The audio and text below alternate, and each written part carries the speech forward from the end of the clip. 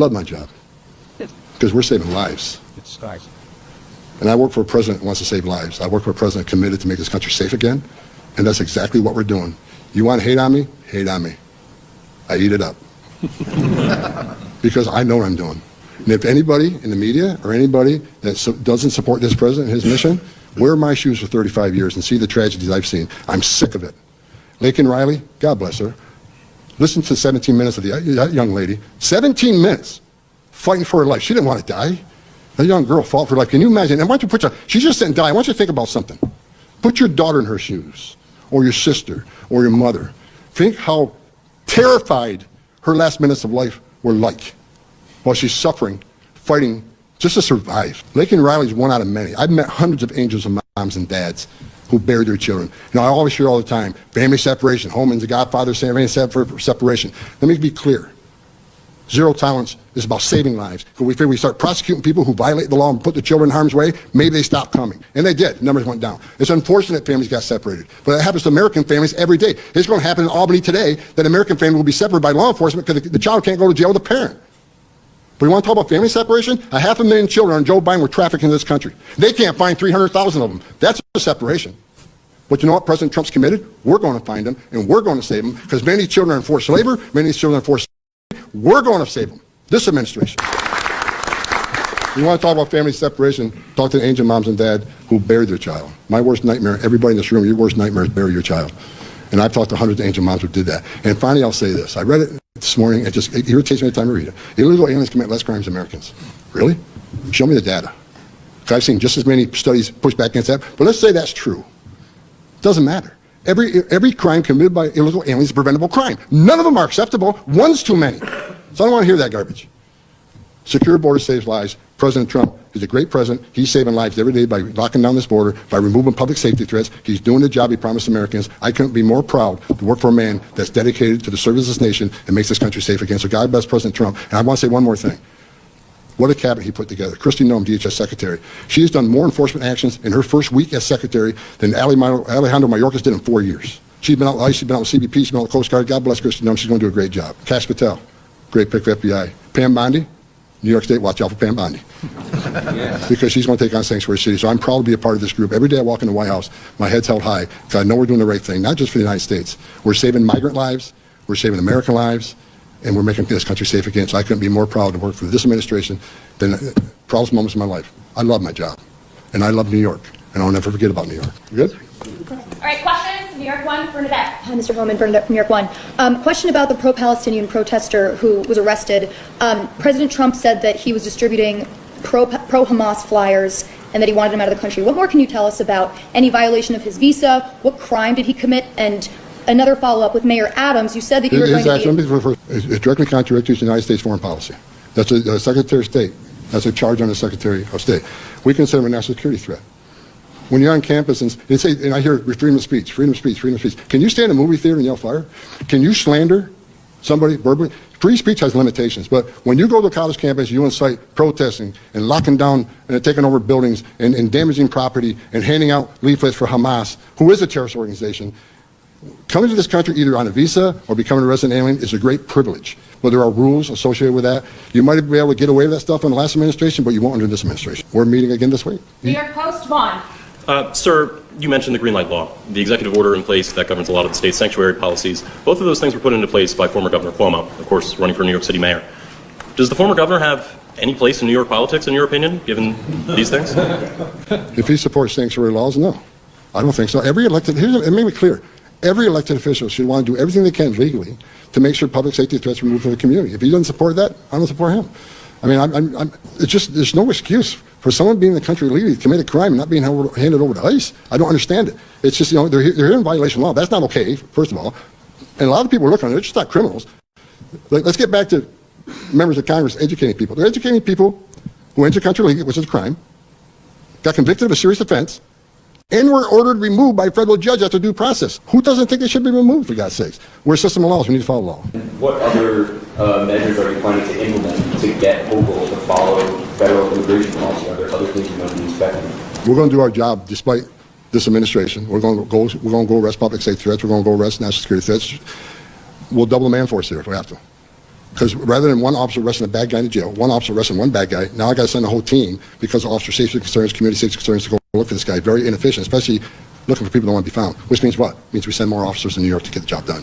When it comes to fentanyl crossing the border, we've seen a relatively small amount coming in from Canada. At the same time, the president is talking about using tariffs against the Canadians to get concessions from them on border security and on reducing fentanyl coming into the country. What are you doing specific to drug enforcement along the border, and what would you like to see considering how low the numbers are already? Well, it's just not about fentanyl, too. It's about immigration. There's other things to consider. I'm working with members of Canada. I've met with them twice. I'm meeting with them again next week. We're working on it. Mexico, Canada's willing to come to the table and do some things. The president doesn't think they're doing enough. And I think the president has proven over and over again his negotiation skills are unmatched. And I think he's going to get exactly what he wants. We'll have the most secure northern border in the history of this nation because of President Trump's negotiation with the country of Mexico. Mr. Homan, do you expect, or are ICE removal operations right now off limits in shelters across the state, or do you expect that to change over time? And also, what do you, I mean, you've sort of spoken to this a little bit, but what do you make of, the city's policy of requiring a judicial warrant for ICE to go into certain locations? Is that obstructive? No, it isn't. It's terrible policy. And as far as the sense of location policy, we had our own sense of location policy, and we did away with it. I'm glad you brought that up because people are saying, "Oh, ICE is going to raid schools. ICE is going to raid churches." It's just such crap. We're not going to raid churches. We're not going to raid schools. But however, we're going to be like every other state and local and federal law enforcement agencies. If there's an MS-13 gang member who's going to high school and he's wanted for serious public safety violations, we're going to go in that school and arrest that MS-13 member if we know he's there. He's there right now. He's a public safety threat. We have a warrant. Let's go get him. We know where he's at so he doesn't get away. So it's not about raiding schools. It's not about raiding churches, but the left's pushing it, trying. We don't have to. No one instills fear in the immigrant community. Is the left, the Democrats. They instill fear. ICE is going to raid schools, and we got kids not going to school because they think their school's going to be raided. It's ridiculous. What about shelters in the city? Is that an area you guys are staying away from right now, or do you expect to go into those at some point? We're going to enforce the law no matter where it is. Specifically with that pro-Palestinian student from Colombia, on his arrest papers, what exactly does it say in terms of the charge? I'm familiar with the exact charge. I can just tell you what my discussions have been with it. Is that it's a direct violation of our foreign policy objectives. When you hand out leaflets, incite violence on the college campus, that's illegal. Being in this country with a visa or a resident alien card is a privilege, and you got to follow certain rules. Resident aliens get removed all the time when they commit certain crimes. So he's no different, and he's not going to be the only one. Your first question is about, look, Pam Bonnie's already filed a lawsuit, and if she has to keep filing lawsuits, that's what we're going to do. I'm hoping the voters of New York State see what we're doing, and I'm not asking somebody to vote either way. I can't do that, but I'm saying that I think the voters look at exactly what ICE is doing, who we're arresting. I think President Trump has a lot of support for what he's doing. The majority of Americans believe in removing criminal threats, and I think New York feels the same way. I don't know if your elected politicians do. I know the ones behind me do, but I'm hoping more and more we educate the American people exactly what we're doing, exactly who we're arresting. I think there's going to be pressure put on New York to do their common sense thing to protect the communities of the state. So I just want to make sure, just because you're not familiar with what the arrest charges are. I have not read the arrest report. I've been traveling, but I'm aware of the arrest. I'm aware of why he was arrested, and it's justified what happened to him. You go down the street here in Albany, they're down dozens of police officers. Do you think local law enforcement has the resources to both cooperate with ICE and also conduct public safety for Americans that are committing crimes? Yes. Why? Because they want public safety threats out of their community too, and they're willing to work with feds to make that happen. Every time I go to New York City, I don't think I've ever seen an NYPD officer that didn't come shake my hand and thank me for what we're doing. They want to help. These officers, they don't get paid a lot of money, but they want to protect their community, and they know someone's here illegally, and they can help not only remove them from the community, remove them from the country, make the community safer. They're all in. And I don't think it takes a lot rather than arresting the same guy 5 times, arrest him once, give him an honest, you don't arrest him anymore. I think it's going to relieve a lot of officers' time on the streets. And plus, we're talking about, again, I'm not asking the immigration officers, I'm talking about let us in your jail to arrest a bad guy in the jail. That way the PD's not dealing with him anymore when he goes out and recommits. So I think let's put it this way, I've never met a law enforcement officer that came to me and says he does not support the removal of criminal aliens. It makes our community safer, and that's what they're all about. That's why they wear that badge. That's why they took that oath. Do you think the dismissal of the charges against Adams will make immigration enforcement easier in the city? It has nothing to do with anything about I don't know anything about his criminal investigations on my lane. I truly believe, I sat down with the guy. I saw a career cop in him really concerned about making New York City safer. And I'm going to be clear on this. Not every criminal in New York is an alien. Not every alien's a criminal. Public safety threat. But there's some that are. So I think he shares a feeling with me. If we meet New York safer by removing public safety threats that are in the country illegally, that's less he has to deal with that makes the community safer. Every public safety threat, illegal alien we take out of New York City makes that city more safe. Last question, time's Union, Dan Clark.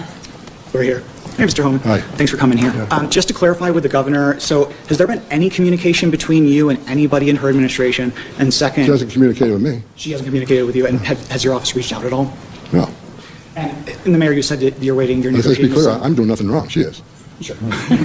On the signed agreement with the mayor, can you just kind of clarify what you're seeking there? Like what it would take to get an agreement, I guess. Are you just seeking like a signed agreement on the Rikers? No, I want to get, look, the mayor's committed several things. Get us in Rikers Island and help me find 300,000 children where many are going to be in New York City. Children that are in forced labor. Not all of them. Some of these children are going to be with families. It's perfectly fine. But look, I've done this for 40 years. I guarantee you some of these are in forced labor.